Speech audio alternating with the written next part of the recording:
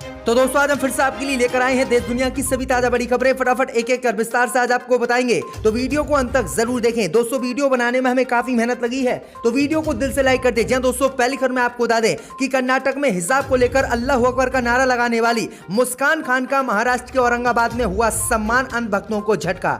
वहीं आपको बताएंगे दोस्तों की पश्चिम बंगाल से भाजपा को लगा बड़ा झटका। बंगाल के खड़गपुर में भाजपा दफ्तर जलकर हुआ खाक, टीएमसी पर बीजेपी ने लगाए आग लगाने के आरोप। वहीं आपको बताएंगे दोस्तों की रूस की चेतावनी से डरा अमेरिका, यूक्रेन को दिया 440 वोल्ट का झटका। अमेरिका बोला तुम्हारी जंग है, तुम ही लड़ो, हम क्यों। वहीं आपको बताएंगे दोस्तों की बिहार विधानसभा में जुमे की नमाज को लेकर जमकर हंगामा। स्पीकर ने बदला जुमे की नमाज पढ़ने का समय, तो मुस्लिम विधायक पहुंच गए वेल में।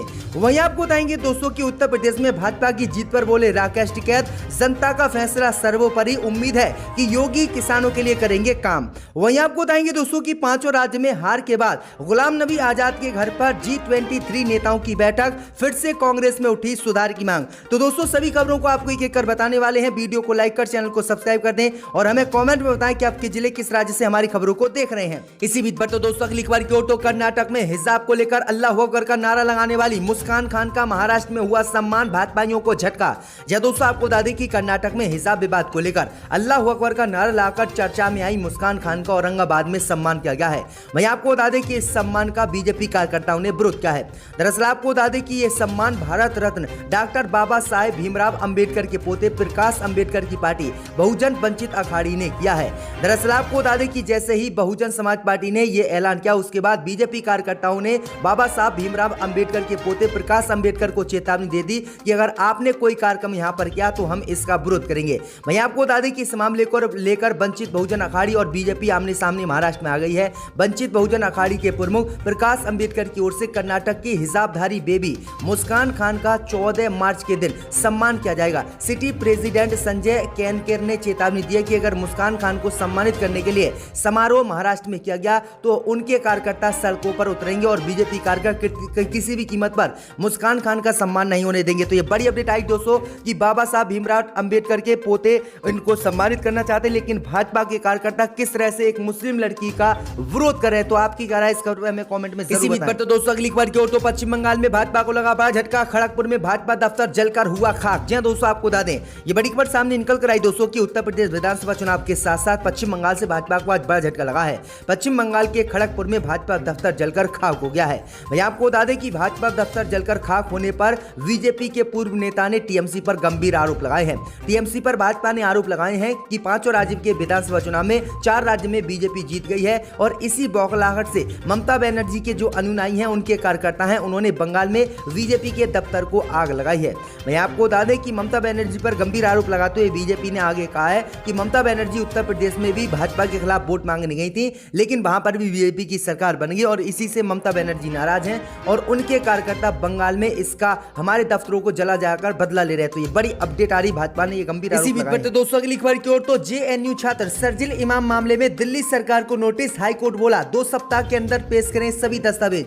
जय दोस्तों आपको बता दें कि दिल्ली उच्च न्यायालय ने नागरिकता संशोधन कानून और एनआरसी के विरोध में कथित भड़काऊ भाषण देने के मामले में आरोप पत्र तय किए जाने के संबंधित निचली अदालत के फैसलों को चुनौती देने वाली जेएनयू छात्र शर्जिल इमाम की याचिका पर सुनवाई के बाद शुक्रवार को दिल्ली सरकार को नोटिस जारी किया है। न्यायमूर्ति सिद्धार्थ मृदुल और न्यायमूर्ति एसके मेहदी रत्ता की अध्यक्षता वाली 2 सदस्यीय पीठ ने शर्जिल की याचिका पर सुनवाई के बाद दिल्ली सरकार से विस्तृत जवाब मांगा है।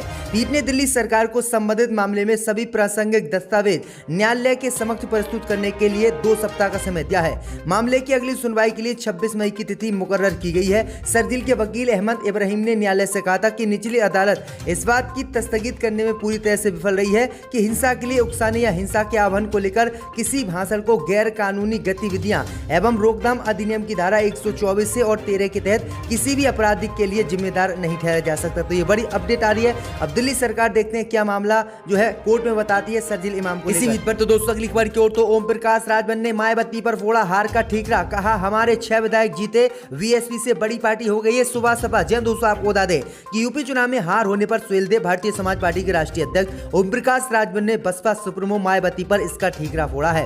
राजभर ने कहा है कि बीजेपी को जिताते जिताते बसपा आज एक सीट पर उत्तर प्रदेश में सिमट कर रह गई है। खुद को राष्ट्रीय पार्टी कहने वाली बसपा आज कहां खड़ी है। आज सुबह सपा बसपा से बड़ी पार्टी हो गई है। हमारे 6 विधायक जीत कर आए हैं। उन्होंने कहा है कि बीजेपी को जिताने के चक्कर में मायावती किसी तरह एक ही सीट पर बचा पाई। हम सपा के साथ जाकर 6 सीटें जीतने में कामयाब रहे। तो ये बड़ी अपडेट आई दोस्तों की राजभवन ने कहा है कि जहां जहां पर भी सपा के साथ हमने गठबंधन किया वहां पर हमारे विधायक जीते और अच्छी जीत हमने दर्ज की, लेकिन मायावती तो उत्तर प्रदेश में हमें हराने पर तुली रही और मायावती बीजेपी को जिताते जिताते खुद एक सीट पर ही सिमट गई। इसी बीच पर तो दोस्तों अगली खबर की ओर, तो रूस की चेतावनी के बाद अमेरिका ने यूक्रेन को दिया 440 वोल्ट का झटका। कहा तुम्हारी जंग तुम खुद ही लड़ो, हम क्यों। जी दोस्तों आपको बता दें कि यूक्रेन की मदद के लिए पश्चिमी देश सिर्फ बातें कर रहे हैं, लेकिन सामने कोई नहीं खड़ा है और रूस पर एक के बाद एक कड़े प्रतिबंध लाकर रूस को अमेरिका सहित दुनिया भर के देश पीछे ले जाना चाहते हैं। यूक्रेन को यह बात पहले ही समझ जानी चाहिए थी। उसके लिए हमेशा रूस खड़ा रहेगा, ना कि पश्चिमी देश, लेकिन अब बहुत देर हो चुकी है। इस बीच जेलेंस्की को यह अच्छे से समझ आ गया है कि नाटो और अमेरिका उसकी मदद नहीं करने वाले हैं, जिसके बाद उन्होंने नाटो की सदस्यता लेने से भी मना कर दिया है। अब तो अमेरिका ने सीधे ही मना कर दिया है कि ये उसकी खुद की जंग है और वो अपने ही आप इसको लड़े, हम इसमें किसी भी कीमत पर नहीं जाएंगे। दरअसल आपको बता दें कि गुरुवार को व्हाइट हाउस यानी अमेरिका ने एक नया संबोधन जारी किया था। इस संबोधन में अमेरिका ने साफ तौर पर यूक्रेन का साथ देने से इनकार कर दिया और अमेरिका ने साफ कहा है कि यूक्रेन यानी तुम्हारी जंग है, तुम खुद ही लड़ो, हम इस जंग में नहीं कूदेंगे। यानी अमेरिका ने पहले यूक्रेन को भड़काया पुतिन के खिलाफ, रूस के खिलाफ, उसके बाद लड़ाई छिड़वाई इनमें और अब साफ इनकार कर दिया। तो यूक्रेन बुरी तरह से फंस गया है, अब रूस पूर्ण रूप से यूक्रेन पर कब्जा कर लेगा। इसी बीच पर तो दोस्तों अगली खबर की ओर, तो गुलाम नबी के घर पर चली G20 नेताओं की बैठक, कांग्रेस में फिर से सुधार की उठी मांग। जय दोस्तों आपको बता दें कि 5 राज्य के विधानसभा चुनाव परिणाम में सभी जगह से कांग्रेस का सुपड़ा साफ हो गया। यूपी, पंजाब, मणिपुर में पार्टी को करारी हार का मुंह देखना पड़ा। वहीं उत्तराखंड, गोवा में पार्टी दूसरे नंबर पर आई, लेकिन बहुमत के आंकड़े से काफी दूर रही। ऐसे में कांग्रेस पार्टी में सुधार की मांग उठाने के G20 नेताओं की बैठक बुलाई गई है। न्यूज एजेंसी ANI ने सूत्रों के हवाले से बताया है कि G23 नेता जो DWC के सदस्य हैं, उन्होंने 5 राज्य के विधानसभा चुनाव में हार पर चर्चा के लिए CWC की बैठक के दौरान कांग्रेस पार्टी में सुधार की मांग उठाने के लिए एक बैठक बुलाई है। दिल्ली में कांग्रेस के वरिष्ठ नेता गुलाम नबी आजाद के आवास पर हो रही इस बैठक में कपिल सिब्बल, मनीष तिवारी सहित कुछ अन्य नेता भी शामिल हुए हैं। दरअसल आपको बता दें कि 5 राज्यों में मिली हार के बाद कांग्रेस के भविष्य पर सवाल उठ रहे हैं। करारी हार के बाद पार्टी के G23 ग्रुप के कई नेता शुक्रवार को एक साथ मीटिंग कर रहे हैं, जिसमें वे आगे की रणनीति पर चर्चा करेंगे। तो ये बड़ी अपडेट आ रही है कि कांग्रेस पार्टी संकट में इस समय देश में चल रही है। इसी बीच पर तो दोस्तों अगली खबर की ओर, तो उत्तर प्रदेश में बीजेपी की जीत पर बोले राकेश टिकैत, जनता का फैसला सर्वोपरि, सरकार किसानों के लिए करेगी, हमें उम्मीद है काम। जय दोस्तों आपको बता दें कि किसान नेता राकेश टिकैत ने 5 राज्यों के विधानसभा चुनाव के नतीजों को लेकर आज बड़ा बयान दिया है। राकेश टिकैत ने कहा है कि जनता का फैसला सर्वोपरि है। साथ ही उन्होंने उम्मीद जताई कि उत्तर प्रदेश, पंजाब, उत्तराखंड, गोवा और मणिपुर की नई सरकारें किसानों और मजदूरों के उत्थान के लिए काम करेंगी। भारतीय किसान यूनियन के प्रवक्ता राकेश टिकैत की ये बड़ी बातें आई हैं। दरअसल आपको बता दें कि भारतीय जनता पार्टी की उत्तर प्रदेश सहित 4 राज्य में सरकार बन गई, जबकि पंजाब में आम आदमी पार्टी की सरकार बनी है और इसी को लेकर राकेश टिकैत ने यह बड़ा बयान दिया है, क्योंकि राकेश टिकैत ने भाजपा के खिलाफ वोट भी उत्तर प्रदेश में मांगे थे, लेकिन फिर भी कामयाबी राकेश टिकैत को नहीं मिली थी। इसी बीच पर तो दोस्तों अगली खबर की ओर, तो बिहार में जुमे की नमाज को लेकर विधानसभा में जमकर हंगामा। जी दोस्तों आपको बता दें कि बिहार विधानसभा के बजट सत्र के 10वें दिन जुमे की नमाज की समय सीमा को लेकर विपक्ष के विधायकों ने विधानसभा में जमकर हंगामा किया है। इस दौरान विधायक महबूब आलम और AIM के अख्तरुल इमाम नारेबाजी करने लगे। दोनों मुस्लिम विधायक वेल में आकर नारेबाजी और हंगामा करने लगे। दरअसल आपको बता दें कि स्पीकर विजय सिन्हा ने जुमे की नमाज को लेकर शुक्रवार को समय में बदलाव किया था। दूसरे शुक्रवार को जहां 12:30 बजे जुमे के दिन अवकाश कर दिया गया था, तो वहीं आपको बता दें कि इस बार जुमे का समय सीमा बढ़ा दिया गया था। स्पीकर का कहना है कि समय कम रहने की वजह से ऐसा किया गया। इसी पर जो है MIM सहित राजद के विधायक बिगड़ गए और उन्होंने हंगामा किया और कहा कि 12:30 बजे ही जो है बिहार विधानसभा की छुट्टी होनी चाहिए, क्योंकि हम नमाज भी पढ़ेंगे। इसी बीच पर तो दोस्तों अगली खबर की ओर, तो पंजाब में कांग्रेस की हार पर बोले नवजोत सिंह सिद्धू, कहा मेरे लिए गड्ढा खोदने वाले खुद 10 फीट नीचे दफन हो गए। या दोस्तों आपको बता दें कि पंजाब में आंतरिक कलह की वजह से कांग्रेस को जबरदस्त हार का सामना करना पड़ा। पहली बार आम आदमी पार्टी की सरकार बनी। पंजाब चुनाव 2022 में कांग्रेस पार्टी की शर्मनाक हार पर प्रदेश अध्यक्ष नवजोत सिंह सिद्धू ने कहा है कि जिन लोगों ने मेरे लिए गड्ढे खोदे वे लोग उसी गड्ढे में 10 फीट नीचे दब गए हैं।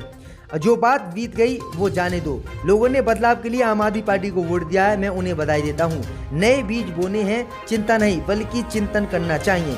आपको बता दें कि पंजाब में कांग्रेस ने चरणजीत सिंह चन्नी को मुख्यमंत्री बनाया तो ये कहा जा रहा था कि 2 लोगों की लड़ाई का फायदा चन्नी को मिल गया है। फिर सिद्धू ने चन्नी के खिलाफ भी मोर्चा खोल दिया। यहाँ मुख्यमंत्री पद के चेहरे को लेकर लड़ाई थी, बीच में जाखड़ भी आए, लेकिन आखिर में बाजी हाथ लगी चन्नी के। उन्होंने 2 सीटों पर चुनाव लड़ा, नतीजों में उन्हें कुछ भी नहीं मिला और दोनों ही सीटों पर वो हार गए। लेकिन आपको बता दें कि नवजोत सिंह सिद्धू ने जिस तरह से पंजाब कांग्रेस में अंतरकला पैदा की, जिस तरह से लड़ाई झगड़े किए, उसने पूरे पंजाब में कांग्रेस का बेड़ा गर्क कर दिया और नवजोत सिंह सिद्धू ने पूरी पार्टी को ही खराब कर दिया और पूरी पार्टी को बर्बाद करके नवजोत सिंह सिद्धू खुद भी चुनाव पंजाब में हार गए। तो ये बड़ी अपडेट आ रही है दोस्तों। इसी ऐवान में टेबल पर पैसे डाले गए। अब कौन उस वक्त यहाँ बैठा था वो अक्लमंद जानते हैं, मगर मैं दोहराना नहीं चाहता। मैंने ये भी देखा था 2006 में